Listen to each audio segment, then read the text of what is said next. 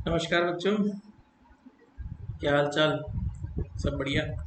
So this is the fourth lecture of और EMT और electrodynamics course. Last lecture में हम लोगों ने बेसिकली पढ़ा था लॉन्ग कोर्स के बारे में, और मैंने उसके कुछ क्वेश्चंस आपको बहुत सारे कुछ क्वेश्चंस जो है वो करवाए थे। ठीक है, आई होप जो मैंने आपको प्रैक्टिस के लिए दिए होंगे वो आप लोगों ने कर लिए होंगे। फिर भी मैं आपको एक बार फिर बोलता हूँ, अगर आप इन क्वेश्चंस के अंदर जो मैंने आपको दिए हैं कोई भी तरह की समस्या आती है तो आप लोग मुझसे डायरेक्टली कांटेक्ट कर सकते हो। मैंने आपको मेरे नंबर दे रखे हैं, मैंने आपको बहुत कुछ सोर्सेज भी दे रखे हैं। ठीक है, तो ये सब चीज़ें आप लोग यूज़ कर सकते हो। आज मैं आपको कराने वाला हूँ इलेक्ट्रिक फील्ड से संबंधित कुछ समस्याएं। दैट मीन्स हम आज लोग इलेक्ट्रिक फील्ड के बारे में थोड़ा बहुत जो है काम करने वाले हैं। ठीक है,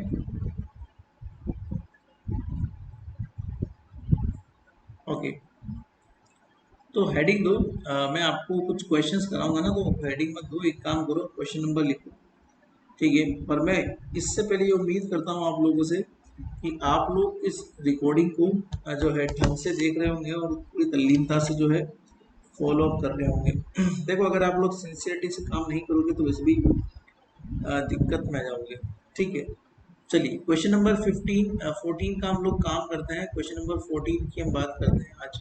ठीक है, एक डायग्राम आपको दे रखा है इस क्वेश्चन के अंदर।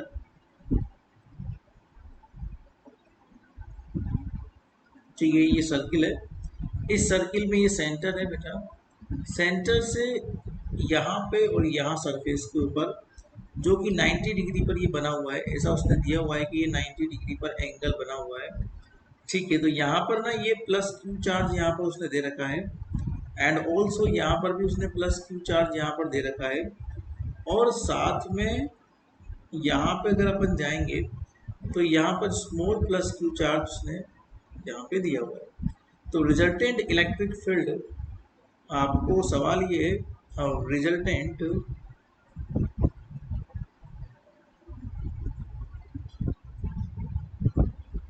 Resultant electric field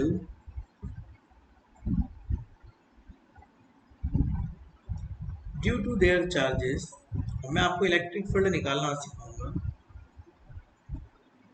due to their charges, यहाँ जो चार्ज रखे हुए हैं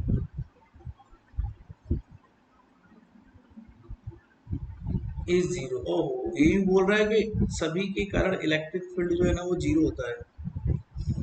then the what is the value of plus q then. अच्छा, तो यही बोल रहा है अगर इलेक्ट्रिक फील्ड जीरो हो तो प्लस क्यू का वैल्यू कितना होगा। Then what is the value of plus q, what is the value of. देखो बच्चों, मैं बताऊँ, प्लस क्यू की वैल्यू वो निकालने के लिए पूछ रहा है, पर इसमें दिया हुआ मतलब इलेक्ट्रिक फील्ड किस पॉइंट पे जीरो ये आपको नहीं दिया हुआ। मैं आपको बता दे रहा हूँ, इलेक्ट्रिक फील्ड सेंटर पे जीरो होगा। ठीक है, इलेक्ट्रिक फील्ड सेंटर पे जीरो उसने दिया हुआ है और प्लस क्यू का वैल्यू पूछा हुआ है। बड़ा सिंपल सवाल है, बहुत आसान क्वेश्चन है। मैं आपको सिखाता हूँ कैसे करना है। देखो, इलेक्ट्रिक फील्ड ना पर्टिकुलर प्लस क्यू चार्ज से बाहर निकलता है और माइनस क्यू चार्ज से एंट्री लेता है। तो जब भी इलेक्ट्रिक फील्ड का डायरेक्शन आपको देखना होगा तो प्लस क्यू चार्ज से बाहर की तरफ निकालेंगे और माइनस क्यू चार्ज के अंदर की तरफ लेंगे। फॉर एग्जाम्पल, जैसे यहाँ पे सेंटर पे आपको निकालना है इलेक्ट्रिक फील्ड, तो ये डिस्टेंस हो गई सेंटर से प्लस क्यू चार्ज की। तो प्लस क्यू चार्ज ये बात बोलेगा भाई इलेक्ट्रिक फील्ड तू मेरे से बाहर जा, तो बाहर मतलब ऐसे बाहर भेजेगा। तो इलेक्ट्रिक फील्ड की डायरेक्शन क्या हो जाएगी, रेडियल डायरेक्शन। वो भी कहाँ पर बाहर की ओर। तो ये अपना जो फील्ड है वो कहाँ भेजने वाला है बेटा, ये बाहर की ओर यहाँ पर इसको भेजने वाला है। सिंपल सी बात है। तो मैं इस सवाल को करने के लिए अलग से एक डायग्राम यहाँ पे क्रिएट करता हूँ। बहुत सिंपल सी चीज़ है, ठीक है ना।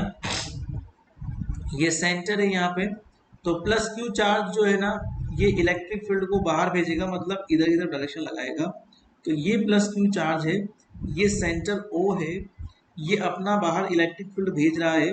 तो इस पहले चार्ज की वजह से इलेक्ट्रिक फील्ड इवन आ जाएगा। इलेक्ट्रिक फील्ड का फॉर्मूला होता है k q upon are square. सो के क्यू अपॉन मैं मान लेता हूँ कि इसकी रेडियस जो है वो ए है, इसने ए दिया हुआ है, यहाँ पे लिख लो ए दिया हुआ है इसने। सो रेडियस सर्किल का ए है, तो यहाँ से यहाँ तक की डिस्टेंस ए हो जाएगी, तो ये हो जाएगा ए स्क्वायर। ठीक है ना बच्चों। दूसरी चीज समझ रहा, यहाँ पर भी प्लस क्यू चार्ज रखा हुआ है बेटा, यहाँ पर भी प्लस क्यू चार्ज रखा हुआ है, तो ये अपना इलेक्ट्रिक फील्ड बाहर निकालेगा सेंटर से, तो ये भी इधर की तरफ इलेक्ट्रिक फील्ड देगा। तो मैं इसको मान लेता हूँ कि ये E2 है, तो E2 का वैल्यू कितना हो जाएगा, के क्यू अपॉन ए स्क्वायर। ठीक है। और ये तीसरा चार्ज रखा हुआ है यहाँ पे plus Q, small plus Q बेटा ये, तो ये अपना इलेक्ट्रिक फील्ड बाहर निकालेगा अपने अंदर से, तो ये बाहर फेंकता है, मतलब ये इधर बाहर फेंकेगा, तो ये मेरा क्या हो जाएगा, E3 हो जाएगा, और ये भी जाएगा के क्यू अपॉन, अब ये स्मॉल क्यू है ना, तो मुझे स्मॉल क्यू लिखना पड़ेगा यहाँ पे, के q upon A square, because radius तो ए ही है ना, यहाँ से लेके यहाँ तक की आपको इस पॉइंट से इस चार्ज की वजह से इस सेंटर पे निकालना है, तो मुझे डिस्टेंस भी इस चार्ज से सेंटर तक की लेनी ही पड़ेगी ना बेटा। तो ये हमारे पास क्या हो जाएगा, फंडा बैठ जाएगा नंबर 1। चलिए चलिए ये बात तो हुई खत्म। अब बात वही आती है कि सेंटर पे आपको इलेक्ट्रिक फील्ड निकालना है, तो सेंटर पे हमको एक्स एक्सिस और वाई एक्सिस के दो एक्सिस ड्रॉ कर लेने हैं। तो ये एक्स एक्सिस है और ये वाई एक्सिस है। इलेक्ट्रिक फील्ड खुद एक वेक्टर क्वांटिटी होता है, जैसा कि मैंने आपको बताया था, कोई बड़ी बात नहीं है उसमें। तो हमको वेक्टर के रूल लेने पड़ेंगे, तो वही एक्स और वाई एक्सिस का फंडा लेके इसके कंपोनेंट निकालने पड़ेंगे। तो बेटा देखो ये 90 डिग्री दे रखा था, तो बीच से एक्सिस आ रही है, तो ये कितना हो जाएगा 45 डिग्री, ये 45 डिग्री है, और यहाँ से लेके यहाँ तक की एक्सिस जो है वो 90 की होती है। ठीक है, तो ऑटोमेटिकली ये भी 45 हो जाएगा। अब ये 45 है तो फिर ये भी 45 हो जाएगा, तो ऑब्वियस सी बात है सारे डिग्री 45 के हैं। तो हम ये मान सकते हैं कि जो E1 है उसके दो कंपोनेंट आएंगे, यहाँ पर जाएगा एक तो E1 cos 45, वहां भी cos 45 भी आएगा, साइन ले लो तो कोई बड़ी बात नहीं है। यहाँ पर आएगा E1 cos 45। ठीक है, और दूसरा ये है कि E2 के अंदर भी ये आएगा E2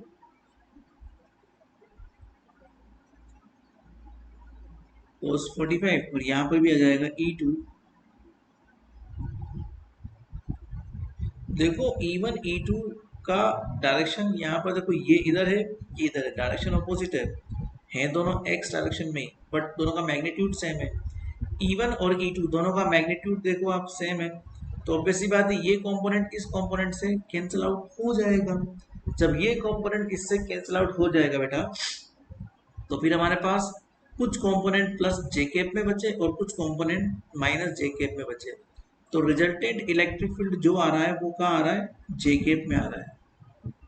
आई कैप वाले तो कैंसिल हो गए कंपोनेंट, तो जे कैप में आ रहा है एक तो के क्यू अपॉन ए स्क्वायर जो ऊपर की तरफ जा रहा है प्लस में, और माइनस में दो कंपोनेंट ऐड हो रहे हैं, तो 2 E1 E2 की वैल्यू अगर मैं पुट करूं, सो 2 क्यू अपॉन ए स्क्वायर, और cos 45 का वैल्यू अगर मैं पुट करता हूं तो 1 अपॉन रूट 2। मैग्नीट्यूड निकालेंगे तो कोई एक ही कंपोनेंट का स्क्वायर सम हो जाएगा, तो मैग्नीट्यूड वाइज भी ये सही आएगा, वही आएगा। मैग्नीट्यूड अगर निकालेंगे इलेक्ट्रिक फील्ड का तो वही आएगा हमारे पास के क्यू अपॉन, क्योंकि एक ही तो कंपोनेंट है तो उसका स्क्वायर लेके रूट लेंगे तो वही आ जाएगा वापस, तो माइनस का रूट 2 के क्यू अपॉन ए स्क्वायर। सिंपल सी बात है। देखो बच्चों अब ये कह रहा है कि इलेक्ट्रिक फील्ड तो आपने निकाल लिया, इलेक्ट्रिक फील्ड आपने निकाल लिया, मैं ना इसको ना एक तरीके से वो निकाल सकता हूँ। दूसरा जो मेथड मैंने आपको बताया था उसमें भी कोई बड़ी बात नहीं, देखो सिंपल सी बात है।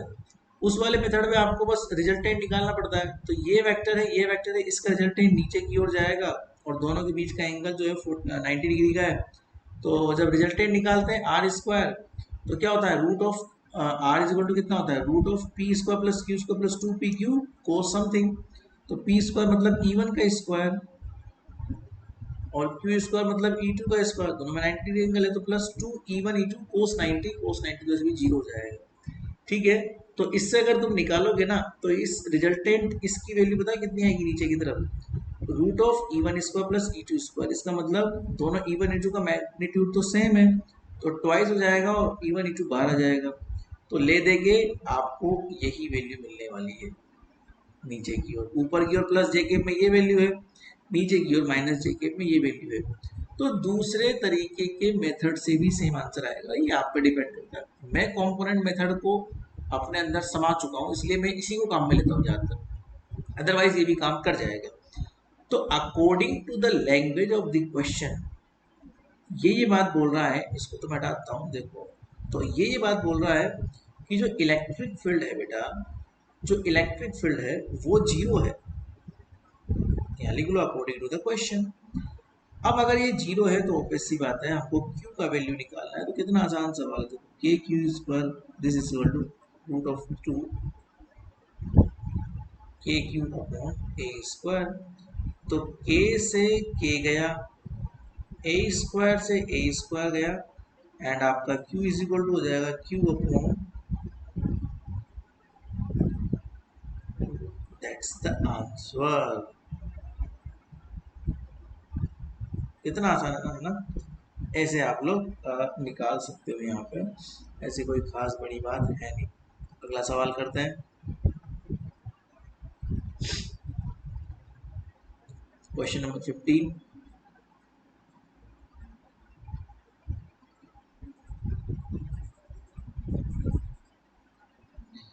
देखो एक डायग्राम आपको दे रखा है इस सवाल में,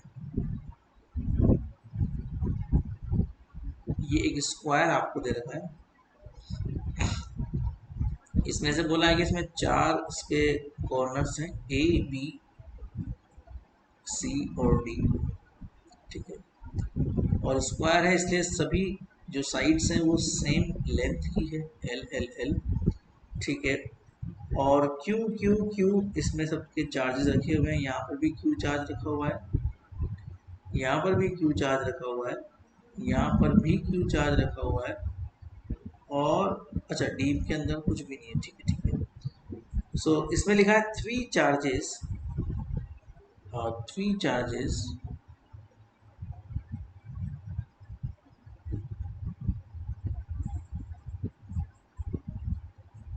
each equal to plus q,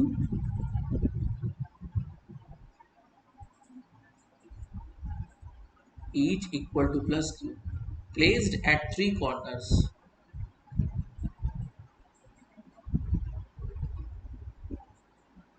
placed at three corners,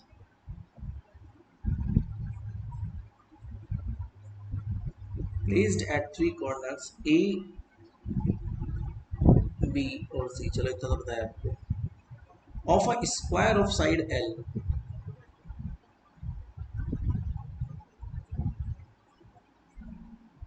of a square of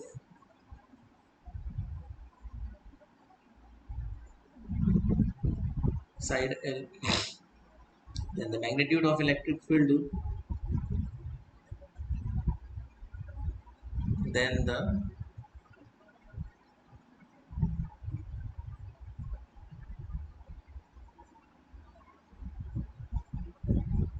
magnitude of electric field at the fourth corner D। अच्छा डी पर इलेक्ट्रिक फील्ड निकालना तीन चार्जेस की वजह से एट द फोर्थ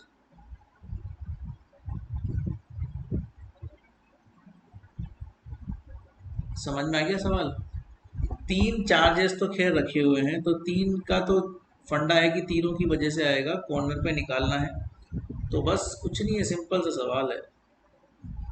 आपको मैंने पहले ही बताया हुआ है कि जो प्लस क्यू चार्ज होता है उससे इलेक्ट्रिक फील्ड हमेशा बाहर की तरफ बाहर निकलता है, तो ये प्लस क्यू चार्ज है, ये प्लस क्यू चार्ज है, ये प्लस क्यू चार्ज है, यहाँ पर आपको इलेक्ट्रिक फील्ड निकालना है, तो ये अपने अंदर से इलेक्ट्रिक फील्ड बाहर निकालेगा। मान लो ये चार्ज नंबर 1 है, तो ये अपना इलेक्ट्रिक फील्ड बाहर निकालेगा, तो ये इधर निकालेगा ना अपना इलेक्ट्रिक फील्ड बाहर, जहाँ जहाँ पे आपको निकालना है वहाँ पर आप एक्सिस ड्रॉ कर दो, ये लो। अब आपको इससे बाहर निकालना है तो ये इधर चल जाएगा, तो E1 इलेक्ट्रिक फील्ड यहाँ आ जाएगा।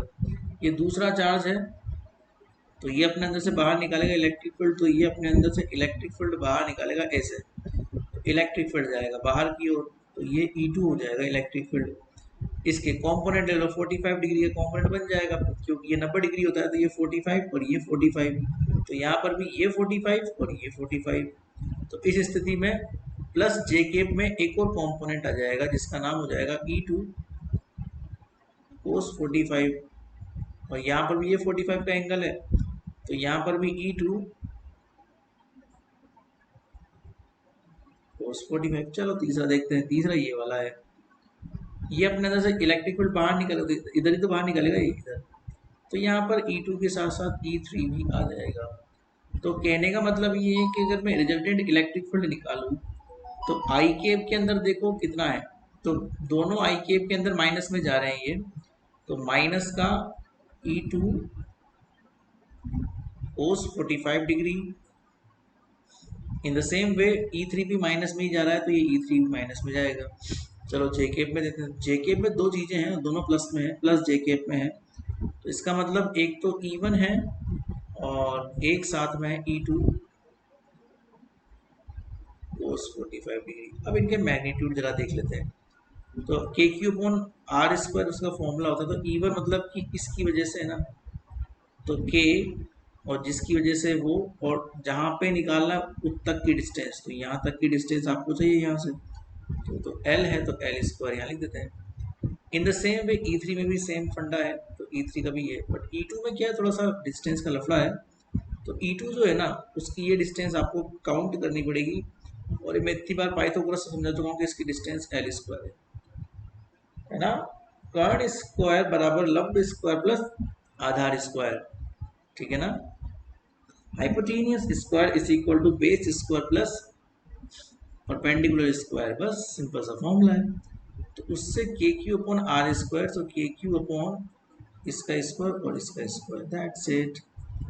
बस अब इलेक्ट्रिक फील्ड में आप लोग आराम से काम कर सकते हो। देखो ये माइनस आई केप है, मेरे हिसाब से आई केप और जे केप दोनों सेम ही है, केवल माइनस का लफड़ा है, तो मैं माइनस और इसको कर दूं प्लस, बाकी मैं इसका अंदर का मामला तो सब सेट है ना।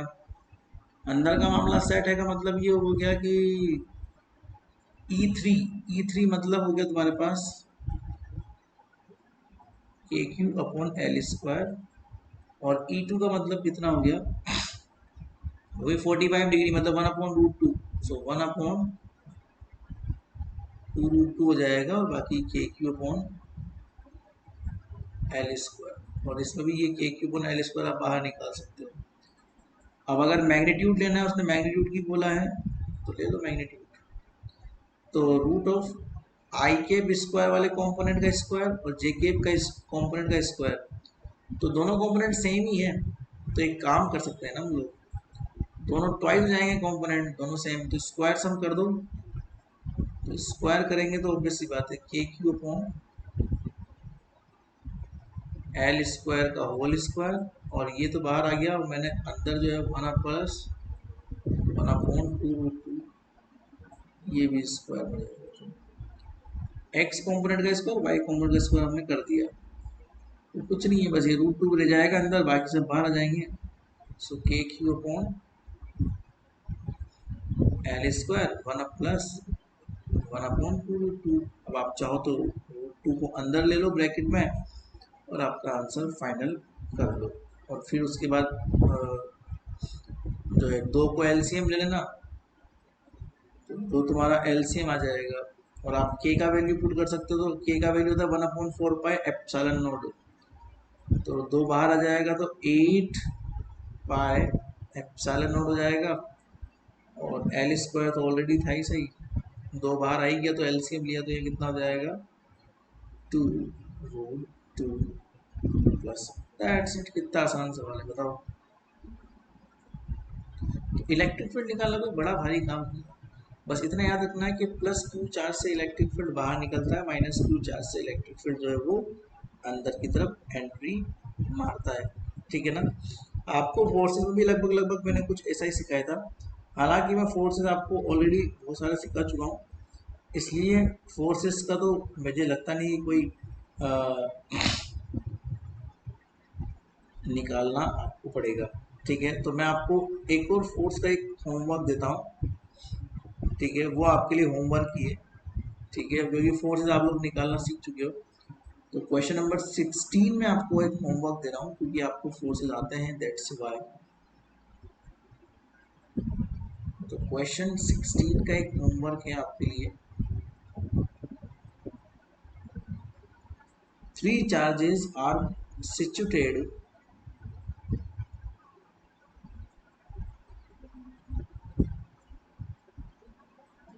three charges are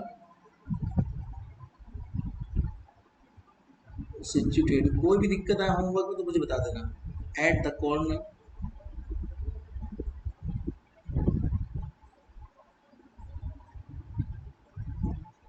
eight the corner of a square,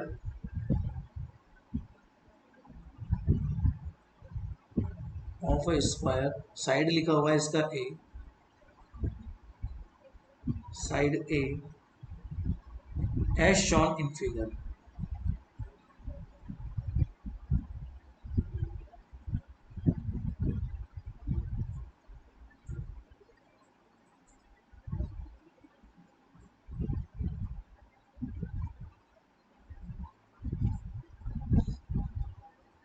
minus q, minus q plus q और minus q. What is the value of force at the fourth corner? देखो, फोर्थ कॉर्नर मतलब कि ये पहला कॉर्नर है, ये दूसरा कॉर्नर है, ये तीसरा कॉर्नर है और ये चौथा कॉर्नर। तो चौथे की बात कर रहा है बेटा। So what is the value of,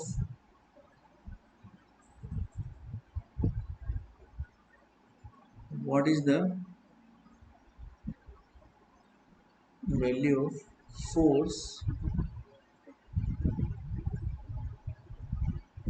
eight the fourth corner?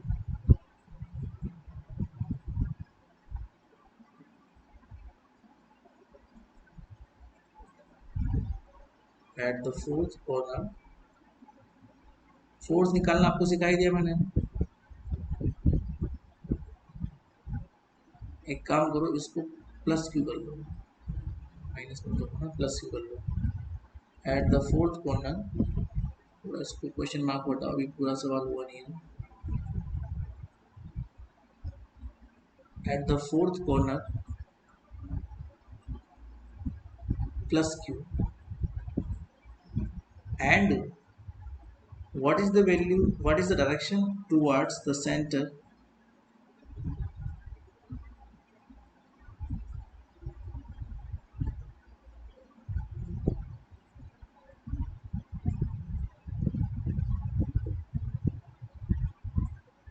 तो बस आपको दिखाना है कि डायरेक्शन क्या है, टुवार्ड्स द सेंटर है कि जो है अवे फ्रॉम द सेंटर है। What is the direction, what is the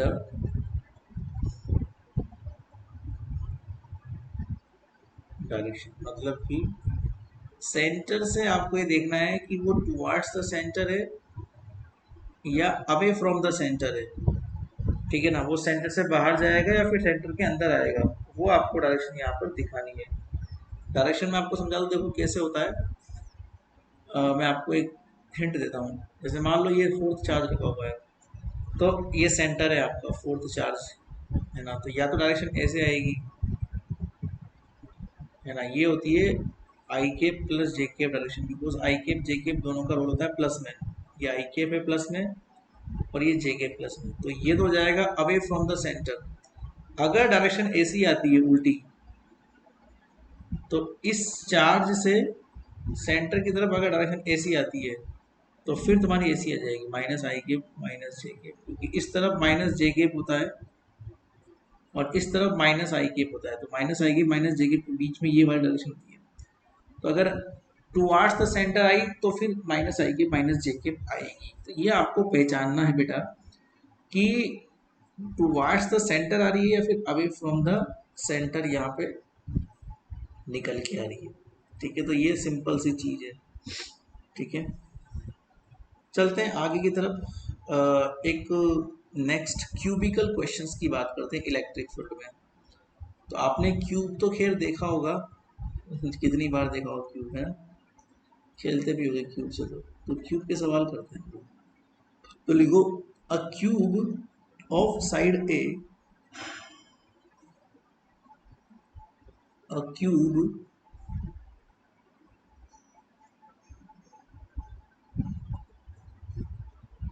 of side a side है उसका, as point charge q, as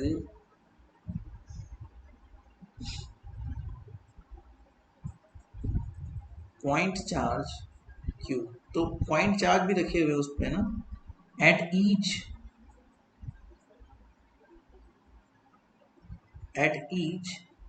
of its vertices, of its vertices, समझ गए, मतलब कॉर्नर्स, एक्सेप्ट की ओरिजन। अच्छा, ओरिजन पे कुछ नहीं रखा हुआ क्या, एक्सेप्ट फॉर द ओरिजन, ठीक है, मान लेते हैं कुछ नहीं रखा हुआ, एक्सेप्ट ओरिजन, मतलब ओरिजन के अलावा सब पे रखा हुआ है ना। When the charge is minus q,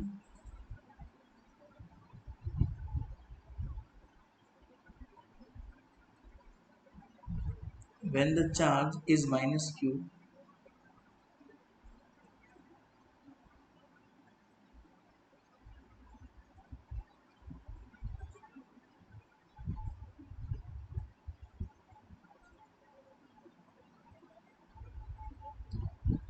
when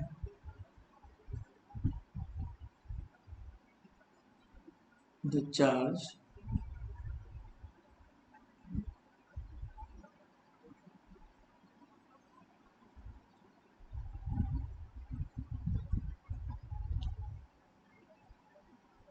accept origin का मतलब ये कि ओरिजिन पे जो है प्लस क्यू चार्ज रखानी है। When the charge is minus Q, मतलब ओरिजिन पे माइनस क्यू चार्ज रखा हुआ है, ठीक है, चलो प्लस क्यू नहीं रखा हुआ, उसको छोड़ के सब पे प्लस क्यू रखा हुआ है ना, एज शॉन। अच्छा, डायग्राम भी आपको दिया हुआ है तो आपको उसमें क्लियरली विजिबल हो जाएगा कि आखिर ये लफड़ा क्या है, ठीक है ना, डायग्राम में दिख जाएगा आपको ना। ओके, देन, तो सवाल ये है, then the electric field at the centre, origin आपको भी दिखाऊंगा मैं क्या है, then the electric field at centre. देखो सेंटर ओरिजिन अलग अलग चीजें हैं, ओरिजिन तो अपन खुद डिसाइड करते हैं जहाँ से हमको चीजें समझनी होती है, पढ़नी होती है और विजुलाइज करनी होती है। बट हाँ, सेंटर तो फिक्स होता है, सेंटर में कोई लफड़ा नहीं है। तो हमारे पास डायग्राम ये है,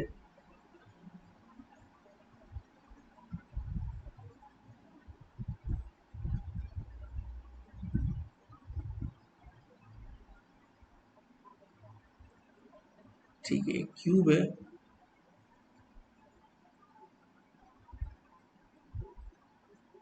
थ्री में है तो क्यूब ही होगा, ठीक है ना। उसने ये दिया हुआ है एक्चुअली, इसमें ना उसने ये दिया हुआ है ओरिजिन, यहाँ पे ये है ओरिजिन। ओरिजिन का मतलब ये हुआ कि इसमें जो कोऑर्डिनेट है ये 0 0 0, यहाँ से चलना शुरू करेंगे हम लोग, फिर अलग अलग कोऑर्डिनेट डिसाइड करेंगे। जैसे मान लें आपको कोऑर्डिनेट, और बाकी सभी कॉर्नर पे प्लस क्यू चार्ज है, इस पर प्लस क्यू चार्ज है, इस पर प्लस क्यू चार्ज है, सारे कॉर्नर पे प्लस क्यू चार्ज है एक्सेप्ट ओरिजिन। एक्सेप्ट मतलब ओरिजिन को छोड़ के, ओरिजिन ये वाला है, ये भी एक कॉर्नर है। अब ओरिजिन आप खैर कहीं ले लो, पर उसने यहाँ दे दिया अपने को कि ये ओरिजिन है, यहाँ पे माइनस क्यू चार्ज है। अगर ये ओरिजिन लोगे तो फिर ये माइनस क्यू चार्ज जाएगा यहाँ, बट कहीं ना कहीं ओरिजिन लेना पड़ेगा जहाँ पे माइनस क्यू चार्ज है, ठीक है। सेंटर ये होता है बेटा, क्यूब का सेंटर ये होता है, इसे सेंटर बोलते हैं। सेंटर के कोऑर्डिनेट में आपको दिखा दूं, देखो कोऑर्डिनेट मतलब होता है कि आपको वहां तक पहुंचना है, कैसे भी करके आपको वहां तक पहुंचना है। तो सेंटर से आप चलिए वहां तक पहुंचने के लिए। जैसे मान लो मुझे इस वाले पॉइंट के कोऑर्डिनेट निकालना है, तो मुझे सेंटर से यहाँ से यहाँ से मुझे चलना पड़ेगा यहाँ, इसकी तरफ। तो यहाँ से मुझे यहाँ चलना पड़ेगा, तभी जाके मैं उस पॉइंट तक पहुंच पाऊंगा। तो ओरिजिन से मैं एक्स डायरेक्शन में मान लेता हूँ ए डिस्टेंस तक चला, तो ये कोऑर्डिनेट क्या हो जाएंगे, ए 0 0, क्योंकि मैं केवल एक्स में ही चला हूँ। अगर मुझे इस पॉइंट के कोऑर्डिनेट निकालने हैं तो मैं ऊपर चलूंगा ओरिजिन से। तो यहाँ पे मुझे इस पॉइंट तक आने के लिए y में मुझे a तक चलना पड़ेगा, तो मैं y में a तक चल लिया। ठीक उसी प्रकार से इस पॉइंट तक मुझे आना है तो मुझे z में चलना पड़ेगा a डिस्टेंस तक, तो मैं z में a डिस्टेंस चल लिया। तो ये मेरा कोऑर्डिनेट यहाँ पे हो गया। अब बच्चों सेंटर पे मुझे आना है तो मुझे करना पड़ेगा x में a/2 चलना पड़ेगा, फिर y में a/2 चलना पड़ेगा। तो 3D में ये बीच में है तो आपको दिखेगा नहीं, बट हाँ z में भी a/2 ही चलना पड़ेगा। तो ये जो सेंटर है P, इसके अगर मैं कोऑर्डिनेट निकालना चाहूँ तो इसके कोऑर्डिनेट हो जाएंगे a/2, क्योंकि मुझे x में a/2 चलना पड़ा, y में a/2 चलना पड़ा और z में भी a/2 ही चलना पड़ा। 3D में इमेजिन करना कि z में चलना पड़ेगा x और y के साथ साथ। तो अगर मैं यहाँ से यहाँ तक की डिस्टेंस निकालूं, ये O है, तो O से P तक की डिस्टेंस अगर मैं निकालूं तो आपको सिखाया गया है कि डिस्टेंस क्या होता है, तीनों कंपोनेंट का स्क्वायर सम, मतलब x कंपोनेंट का स्क्वायर सम प्लस y का स्क्वायर, फिर उसको जोड़ दो, फिर z का स्क्वायर, फिर उसको जोड़ दो। तो इस तरीके से OP डिस्टेंस यहाँ पर निकल जाएगी। तो OP डिस्टेंस जो है इन कंपोनेंट्स का स्क्वायर सम करके मैग्नीट्यूड वाइज निकल जाएगी, जो की वैल्यू हो जाएगी √3a/2।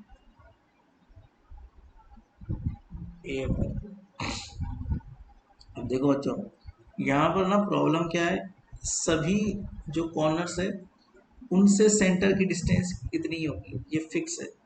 समस्त कॉर्नर से सेंटर की डिस्टेंस फिक्स है। इलेक्ट्रिक फील्ड अगर निकालना है मुझे सेंटर पे, मान लो, तो देखो ये जो चार्ज है प्लस क्यू और ये जो चार्ज है प्लस क्यू, ये इलेक्ट्रिक फील्ड इधर भेजेगा इस तरफ और ये इलेक्ट्रिक फील्ड इधर भेजेगा इस तरफ। तो ये तो आपस में कैंसिल हो जाएंगे इलेक्ट्रिक फील्ड, क्योंकि डिस्टेंस सेम है, चार्जेस का मैग्नीट्यूड सेम है। ऐसे ये इलेक्ट्रिक फील्ड इधर भेजेगा और ये इलेक्ट्रिक फील्ड इधर भेजेगा, तो डायरेक्शन जस्ट ऑपोजिट हो जाएगी, बट डिस्टेंस सेम है, इसलिए ये भी एक दूसरे को कैंसिल आउट कर देंगे। ऐसे ये इलेक्ट्रिक फील्ड इधर भेजेगा और ये इलेक्ट्रिक फील्ड इधर भेजेगा, तो डिस्टेंस सेम है पर डायरेक्शन ऑपोजिट है, इसलिए तो 6 जो चार्जेस है वो तो अपने इलेक्ट्रिक फील्ड को कैंसिल कर देंगे, बट 2 बचेंगे बेटा। एक तो ये बचेगा माइनस क्यू और एक बचेगा प्लस क्यू, क्योंकि ये अपने अंदर इलेक्ट्रिक फील्ड लेगा तो ये इलेक्ट्रिक फील्ड इधर जाएगा। देखो वापस समझाता हूँ, plus Q plus Q plus Q, तो क्या है कि अपने अंदर से इलेक्ट्रिक फील्ड बाहर निकालेंगे तो डायरेक्शन ऐसी हो जाएगी और ऐसी हो जाएगी, बट माइनस क्यू अपने अंदर लेगा इलेक्ट्रिक फील्ड को। तो मैं इसको फ्रेश डायग्राम समझाता हूँ। देखो माइनस क्यू क्या लग रहा है,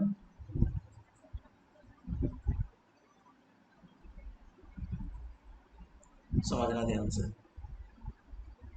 वापस से ये P पॉइंट है, अगर मैं इलेक्ट्रिक फील्ड निकालूं इस माइनस क्यू की वजह से, तो माइनस क्यू अपने अंदर इलेक्ट्रिक फील्ड लेता है तो ये इधर लेगा इलेक्ट्रिक फील्ड।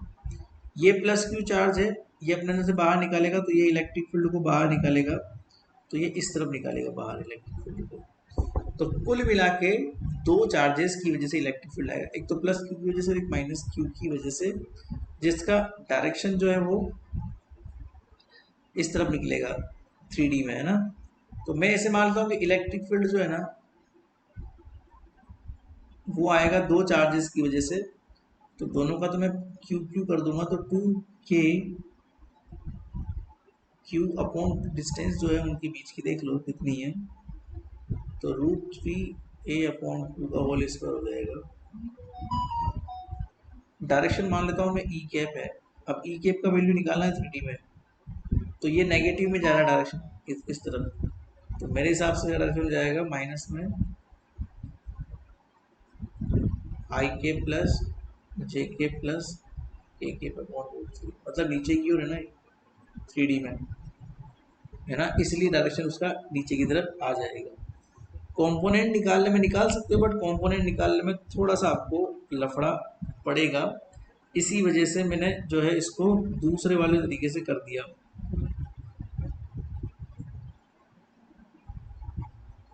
हाँ, पर बात ये है कि आपको इस बात से एक चीज़ मिल जाएगी कि हाँ, इलेक्ट्रिक फील्ड जो है अगर इस तरह का डायग्राम रखा हुआ है तो इस तरह के डायग्राम में इलेक्ट्रिक फील्ड किस तरीके से निकालते हैं, है ना। इस तरह के डायग्राम में इलेक्ट्रिक फील्ड किस तरीके से निकालते हैं सेंटर पे, वो मैंने आपको एक बार के लिए सिखा दिया। फिर भी अगर आपको डायरेक्शन निकालने में दिक्कत आए तो एक काम किया करो, सेंटर से डायरेक्शन निकालनी है आपको नीचे की ओर, तो पहले वेक्टर देख लो, ओरिजिन से सेंटर का वेक्टर कितना है। तो ओरिजिन से सेंटर का वेक्टर आपको निकालना है ओपी का डायरेक्शन, क्योंकि आर केप की डायरेक्शन में इलेक्ट्रिक फील्ड होता है, तो यहाँ पे आर केप मतलब ओपी डिस्टेंस। तो आप क्या करो, ओपी का वेक्टर देख लिया करो बेटा, ओपी का जो वेक्टर है वो देख लो कितना है, तो आपको दिख जाएगा a/2 आई केप है ओरिजिन से, फिर a/2 जे केप है और a/2 के केप है। डायरेक्शन क्या होता है, किसी भी वेक्टर का डायरेक्शन अगर आपको निकालना है तो उसका वेक्टर अपॉन उसका मैग्नीट्यूड, तो डायरेक्शन निकल जाएगा। तो ये तो वेक्टर हो गया, ये उसका मैग्नीट्यूड हो गया। तो ये अगर आप लोग रेशो में ले लोगे तो डायरेक्शन निकल जाएगा, और वो डायरेक्शन आपका यही होगा। चाहो तो चेक कर लेना, आएगा ये आएगा, चिंता मत करना। तो इस तरीके से सेंटर पे अगर आपको इलेक्ट्रिक फील्ड निकालना है किसी भी क्यूब के सेंटर पे, तो ये उसका वैल्यू होगा। ये नेक्स्ट क्वेश्चन में आपके काम आएगा जो मैं कराऊंगा। उसी तरह के कुछ क्वेश्चंस का पार्ट मैं आपको होमवर्क के लिए भी दूंगा, ताकि आप लोग जो है क्यूबिकल क्वेश्चंस को एक बार डील कर पाएँ और क्यूब के क्वेश्चंस को ढंग से समझ पाएँ। ठीक है ना बेटा। तो आगे लिखो, तो मैं आपको एक होमवर्क देता हूँ जब तक, तो पहले क्वेश्चन करता हूँ फिर होमवर्क दूंगा उससे संबंधित। A cube of edge A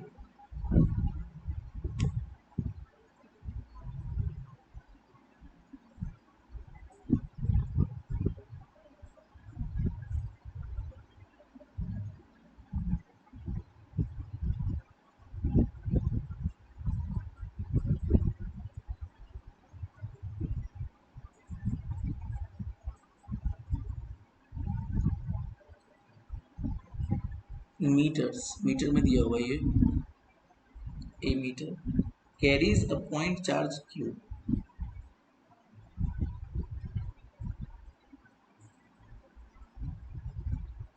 carries a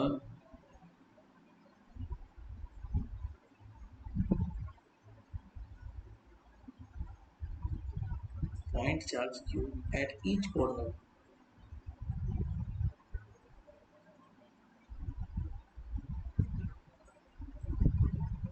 at each corner, calculate the resultant force,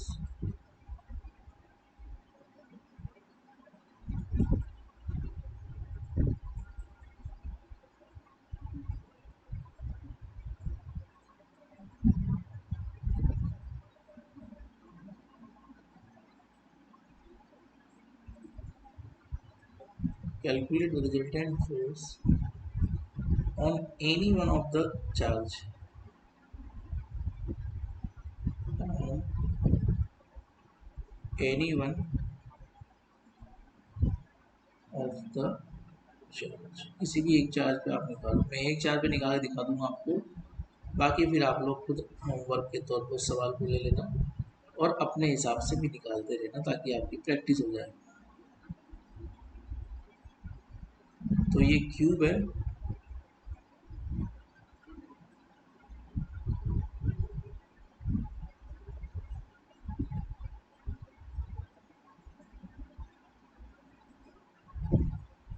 थोड़ा अच्छा नहीं बनाया पर समझ जाओ, क्यूब है। ठीक है ना। ये मैं, अच्छा इसने ना एक्सिस दे रखी, ये वाई एक्सिस है, ये जेड एक्सिस है और ये एक्स एक्सिस है, ये सब उसने दे रखा है। अच्छा कॉर्नर दे रखा है A B C, okay okay, ये दे रखा है ए, ये दे रखा है बी, बी ये दे रखा है उसने, ये बी है, ये सी है, ये डी है, ये ई है, ये एफ, ये जी ये एच, ओके, सभी पे plus Q charge, okay. So all corners content plus Q charge, ये भी प्लस क्यू है, ये भी प्लस क्यू है, ये भी प्लस क्यू है, सभी कॉर्नर्स पे प्लस क्यू चार्ज उसने रख दिया। ठीक है, ओरिजिन कुछ भी ले लो आप, मैं मान लेता हूँ ओरिजिन ये है,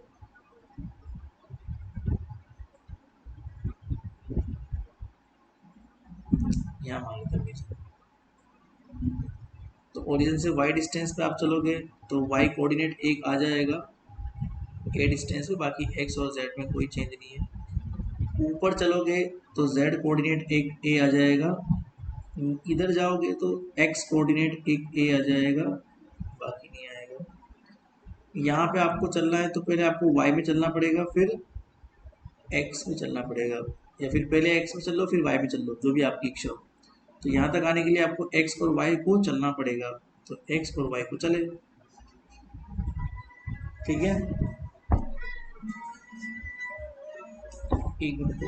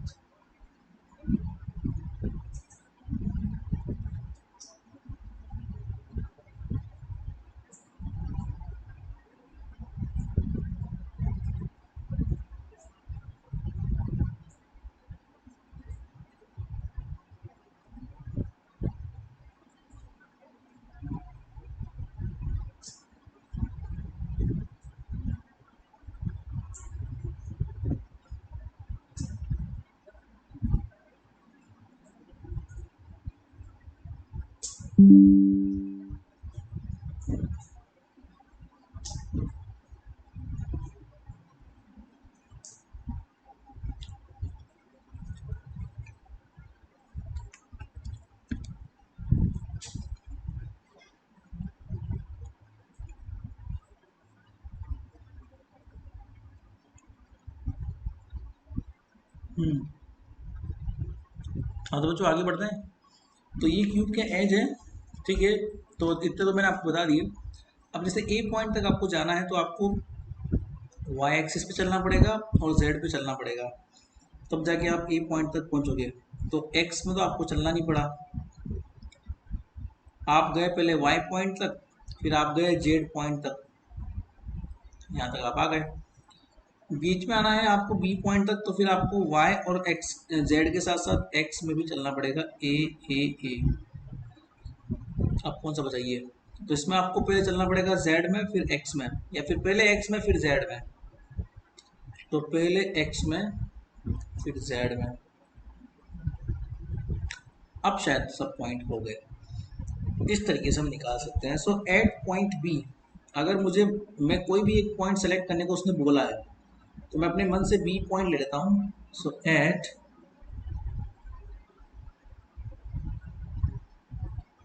पॉइंट बी, अगर मैं बी पॉइंट पर ले लेता हूँ मान लो, so at point B take resultant, so electric field due to point, मुझे इस पर रिजल्टेंट निकालना है। तो इलेक्ट्रिक फील्ड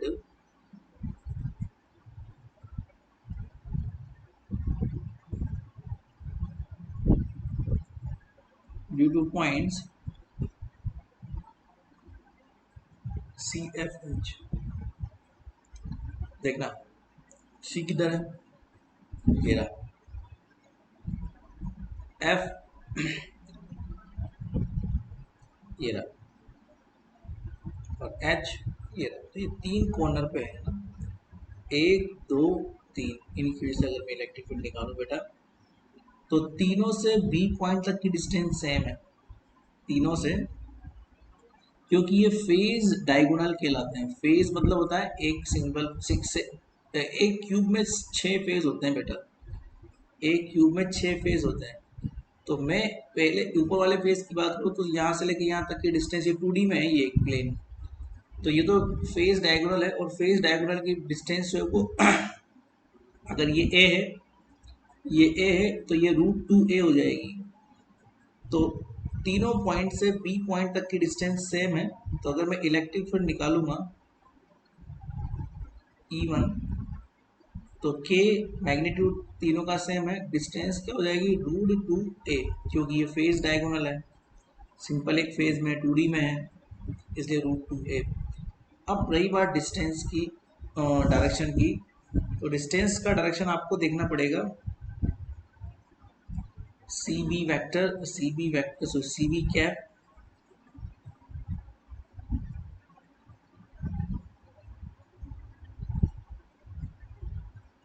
तीनों का, क्योंकि सुपर पोजिशन प्रिंसिपल का पालन करता है ना इलेक्ट्रिक फील्ड, तो इस स्थिति में हम ये बात बोल सकते हैं कि भाई साहब सुपर इम्पोज हो जाएंगे तीनों इलेक्ट्रिक फील्ड। तो C B plus F B Facebook.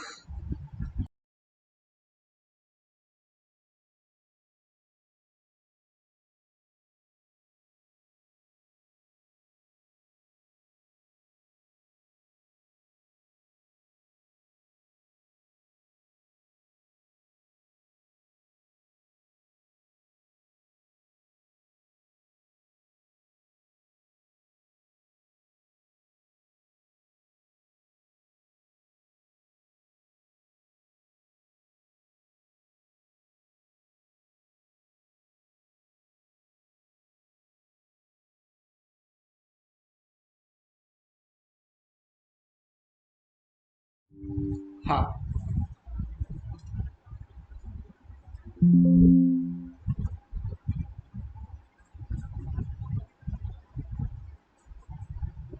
हाँ तो वापस आते हैं हम लोग। तो यहाँ पर हमारे पास क्या है, C B cap plus F B cap, अगला वाला क्या है, एफ बी कैप है ना। सो एफ बी कैप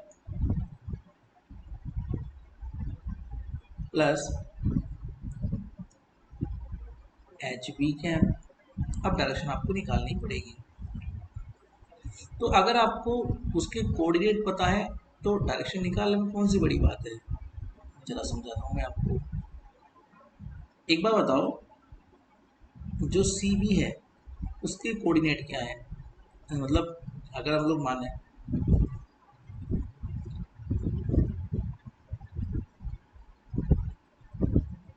चलो फिर बी को आपको लेना पड़ेगा ओरिजिन। अगर आपको सी बी के कोऑर्डिनेट निकालने हैं मान लो, तो फिर यहाँ पर हम बी को क्या मानेंगे, ओरिजिन मान लेते हैं। एक काम करें, तो फिर आपको ओरिजिन मान के चलना पड़ेगा अलग अलग डायरेक्शन में। तो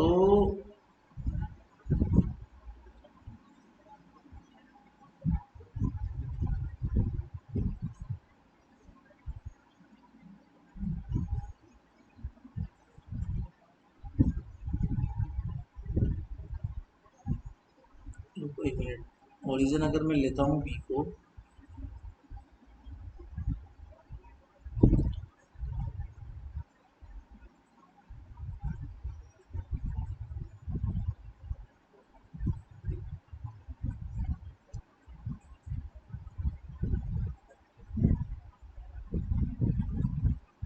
ठीक है, बी को ओरिजिन लेके चलो मान लो, तो हम लोग यहाँ से स्टार्ट करें, तो मुझे सी पॉइंट तक जाना है, तो मुझे एक्स के अंदर चलना पड़ेगा ए बार, और फिर वाई के अंदर चलना पड़ेगा। तो एक्स में चलना पड़ा आपको यहाँ पे, फिर वाई में आपको चलना पड़ा, तब जाके आप सी पॉइंट तक पहुँचे।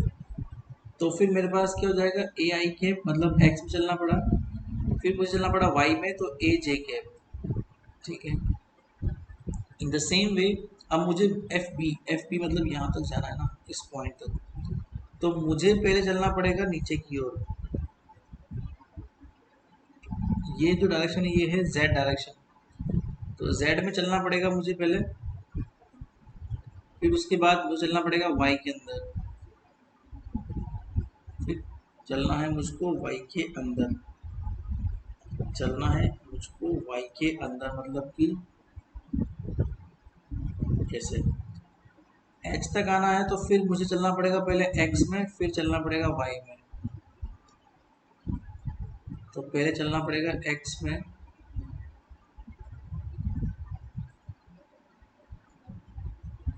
क्योंकि मैं बी पॉइंट पर इलेक्ट्रिक फील्ड निकाल रहा हूँ, तो बी पॉइंट को ओरिजिन लेके चल रहा हूँ। तो मैंने क्या किया, पहले एक्स में चला और फिर चला मैंने वाई में। अब देखो रुको, इसमें ना एक है फंडा कि अगर आप लोग है ना ओरिजिन से यहाँ जाते हो तो प्लस आई केप है, यहाँ जाते हो तो प्लस जे केप है, और यहाँ जाते हो तो प्लस के केप है। उल्टा जाते हो तो फिर लफड़ा है। जैसे मान लो मैं सी पॉइंट तक गया, तो मैं ऊपर गया ना बेटा, मैं नीचे तो नहीं आया। नीचे आता तो फिर मैं प्लस एक्स केप, तो माइनस में यहाँ पे आएगा एक्स केप। बाकी वाई जेड में गया तो जे के पे मुझे चलना पड़ा पीछे की तरफ, तो फिर यहाँ पे ये माइनस आएगा प्लस की जगह। चलो अब मैं आता हूँ एफ बी के ऊपर। एफ बी में चलने के लिए मुझे पहले नीचे आना पड़ा प्लस माइनस की तरफ जे के में, तो ये भी माइनस में आएगा, ठीक है। इसी के साथ मुझे चलना पड़ा पीछे की तरफ वाई में, तो फिर ये भी माइनस में आएगा, ठीक है। आई कैप के लिए देखो, मैं अगर चला एच बी के लिए, तो एच बी मतलब ये वाला है, तो मुझे चलना पड़ा पहले नीचे और फिर ऊपर। तो नीचे चला तो मेरा ऑब्वियस सी बात है नेगेटिव साइड में आएगा, है ना। नीचे चले ना तो प्लस जे के नीचे की तरफ आएगा ना, और फिर एक्स में चले ऊपर की तरफ तो ये भी आएगा माइनस में।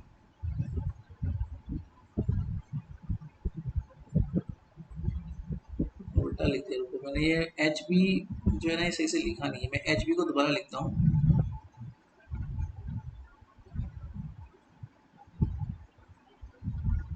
या सब कुछ ऊपर दोबारा लिखता हूँ, एक काम करता हूँ ताकि आपको समझ में आ जाए। ओरिजिन से आपको चलना है ना, तो पहले सी बी की बात करते हैं। तो सी बी में देखो बेटा, सी बी तो बी से सी तक जाना है मुझको, तो पहले मैं चला ऊपर की तरफ, तो माइनस का ए आई कैप, फिर मैं चला लेफ्ट साइड में, तो लेफ्ट साइड में माइनस का ए जे कैप। फिर मेरे को चलना है एफ बी के लिए मुझे पहले नीचे आना पड़ेगा जी पॉइंट तक। तो जी पॉइंट तक आते ही मैंने माइनस का ए के कैप डिस्टेंस कवर कर लिया। फिर मैं लेफ्ट साइड में गया तो माइनस का ए जे कैप आ गया। फिर एच बी में जाना है तो मेरे को पहले नीचे आना पड़ेगा, तो नीचे आने के लिए माइनस का ए के कैप। फिर मुझे ऊपर चलना पड़ेगा एक्स में, तो माइनस का ए। तो हर चीज़ दो बार आ रही है और सब ऐड हो जाएगी, तो ऑब्वियस सी बात है यहाँ पे मैं इसको बाहर निकाल लूँगा। सो के क्यू अपॉन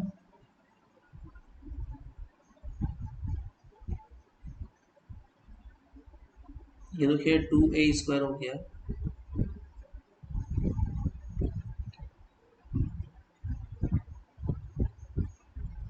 अच्छा पहले वेक्टर निकाल रहा हूँ ना मैं, तो ये मैं गलत लिख रहा हूँ। एक्चुअली मुझे वेक्टर निकालना है, तो वेक्टर बराबर क्या हो जाएगा, डिस्टेंस अपॉन मैग्नीट्यूड। तो मैग्नीट्यूड तो मेरा वो है ना, क्या बोलते हैं, √a। तो ये हो जाएगा मेरा मैग्नीट्यूड का क्यूब हो जाएगा, है ना। अरे यही वाला लिखा है, तो और कुछ नहीं है। ये कैप की फॉर्म में था, अगर मैं इसको वेक्टर की फॉर्म में लिखूंगा, तो अगर मैं ये वेक्टर लिखूंगा तो यहाँ पर मेरे पास क्या होना चाहिए बेटा, मैग्नीट्यूड नीचे आएगा ना। Actually r cap is equal to r vector upon r होता है। तो जब के फॉर्म में था तो ठीक है, बट अगर मैं वेक्टर फॉर्म में लिखूंगा तो ये नीचे एक आर बढ़ेगा ना बेटा। तो ये एक आर बढ़ाने के लिए मुझे क्यूब करना पड़ेगा, तो ये वेक्टर फॉर्म में जाएगा। तो 2a multiply with the a√2, ये हो जाएगा दो पार्ट में तोड़ने पे। तो ये a बाहर आ जाएगा और 2 बाहर आ जाएगा माइनस में, और अंदर कितना बचेगा, आई के प्लस जे के प्लस के के। तो ये 2 से 2 कैंसिल, a से a कैंसिल, तो ये बचेगा माइनस का के क्यू अपॉन √2a² आई के प्लस जे के प्लस के के। तो ये चीज़ तो मैंने लिखी है पॉइंट बी के ऊपर सी एफ एच की वजह से, पहला इलेक्ट्रिक फील्ड निकाल लिया। अब मैं बाकी 3 पॉइंट और लेता हूँ। बाकी 3 ये क्यूबिकल स्ट्रक्चर समझाने के लिए आपको इतना करना पड़ रहा है, अदरवाइज क्यूबिकल स्ट्रक्चर इतना है नहीं कठिन। तो बी पॉइंट पे निकालते हैं, तो ड्यू टू, अब की बार पॉइंट लूंगा मैं A D G, A D G मतलब ए मतलब ये वाला पॉइंट जो कि बी से ए डिस्टेंस पर है, डी मतलब कि ये वाला पॉइंट जो कि बी से डी डिस्टेंस पर, ए डिस्टेंस पर है, और जी मतलब कि ये वाला पॉइंट जो कि ए डिस्टेंस पर। तो सिंपल सा है, तो इसमें तो कोई बड़ी बात है ही नहीं, सब कुछ ए डिस्टेंस पर है। तो E2 वेक्टर निकल जाएगा के q upon a²।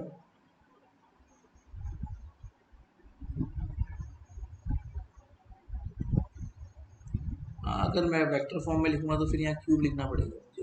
Vector form में लिखो a b vector plus d b vector plus g b vector, सब ए डिस्टेंस पर है, इसलिए कोई प्रॉब्लम ही नहीं है। K q upon a cube, A B जो है वो ऊपर की ओर है, मतलब माइनस के आई कैप में है। डी बी जो है वो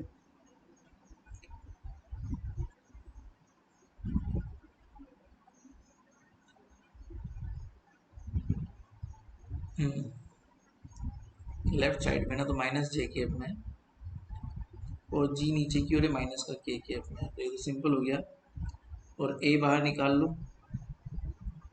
तो कुल मिला के माइनस के क्यू अपॉन a² आई के प्लस जे के प्लस के के हो जाएगा, सिंपल। अब लास्ट 3 पॉइंट बचे जो कि बॉडी डायगोनल के ऊपर है। ई, एक तो ई बचा, बस ई बचा, बस जो बॉडी डायगोनल पर है। तो ड्यू टू ई वो E3 हो जाएगा। सो E3 कितना हो जाएगा, जो कि √3a डिस्टेंस पर है। सो के क्यू अपॉन √3a का क्यूब, और इसका वेक्टर क्या हो जाएगा,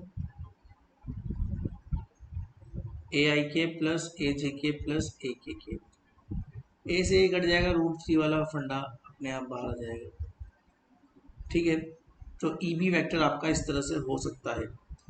तो अब तीनों की वजह से अगर आपको रिजल्टेंट निकालना है बी पॉइंट पे, तो सुपर पोजिशन प्रिंसिपल से तीनों को ऐड कर देना। The resultant electric field at b point is simply E1 vector plus E2 vector plus E3 vector, और फिर जो रिजल्ट आए वो आपके सामने है। हालांकि प्रैक्टिस के लिए ऐसा लंबा सवाल कोई एग्जाम में आता नहीं है। एग्जाम में तो अलग तरीके से सवाल आता है, मतलब कि बेसिकली सोचने वाले आते हैं, इतने लेंथी से क्वेश्चंस एग्जाम में जहाँ तक मैं समझता हूँ नहीं आते। तो इस तरीके से ये हमारा काम खत्म होता है आज का।